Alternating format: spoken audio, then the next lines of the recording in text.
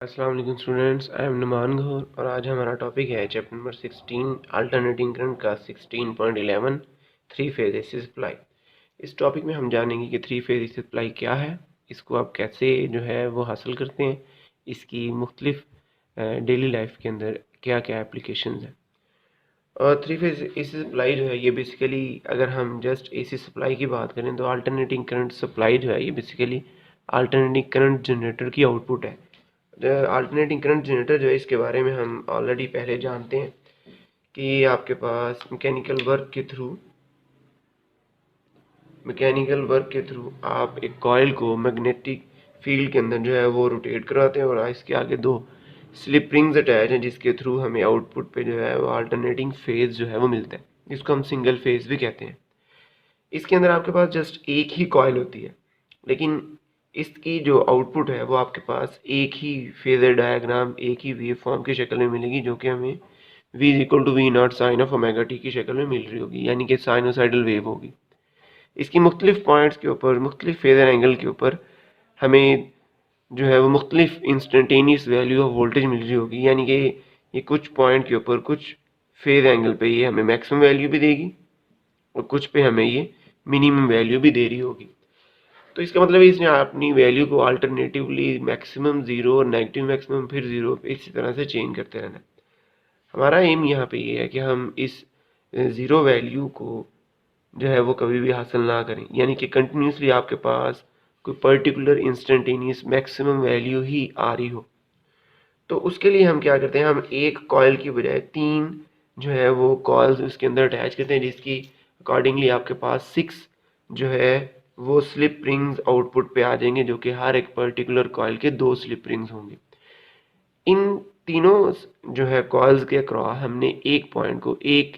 एक एक slip ring को जो है वो कॉमन कर देना है। उन तीनों को कॉमन कर देंगे तो आपके पास एक कॉमन पॉइंट और तीन जो है वो इंडिविजुअल, तो टोटल आपके पास चार आउटपुट पे टर्मिनल्स मिलेंगे।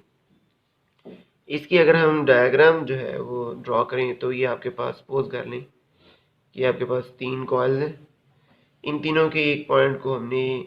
एक ही पॉइंट पे अटैच कर दिया, जिसको हम डी के साथ रिप्रेजेंट कर रहे हैं, और इसको आपने क्या कर देना है, ग्राउंड। ग्राउंड जो है ये आपके पास न्यूट्रल पोटेंशियल है, न्यूट्रल पॉइंट है।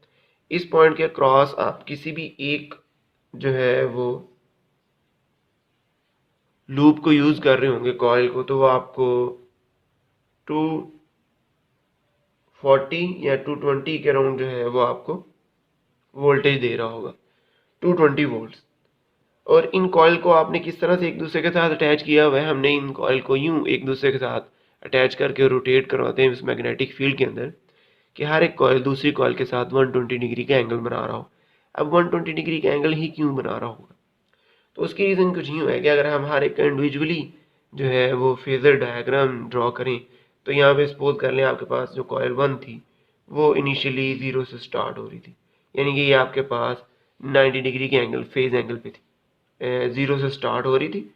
ज़ीरो से स्टार्ट हो रही है इस तरह से 90, फिर इस तरह से पाई जो कि 180, और इसी तरह से कंटिन्यू करेगी। तो इनिशियली अगर हम नोट करें तो जो फर्स्ट आपके पास कॉइल है वो एट ज़ीरो पे है, जबकि जो सेकंड कॉइल है वो ज़ीरो पे नहीं है, बल्कि वो आपके पास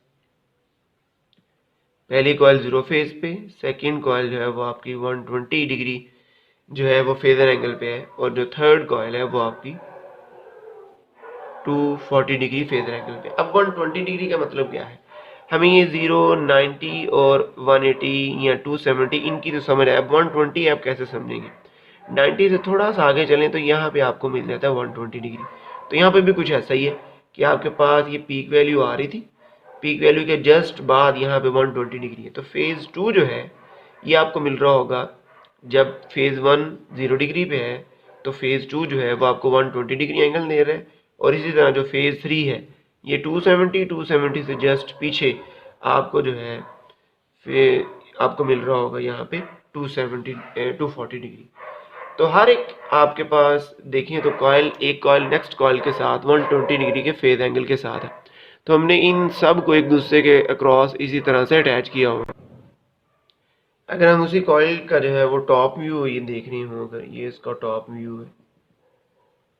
जिसमें आप देखें तो हर कॉइल दूसरी कॉइल के साथ जो है वो 120 डिग्री का जो है एंगल बना रही होगी प्लेन के क्रॉस। इस तरह ये 120, इस तरह बाकी भी एक दूसरे के साथ 120 डिग्री के एंगल बना रहे हैं। हमने फेज़ के अकॉर्डिंगली इसकी जो फेज़र डायग्राम है उसके अकॉर्डिंगली भी देखा कि 120 डिग्री का फेज़ एंगल है। तो यहाँ पे भी अगर हम देखें तो 120, 120 और ये भी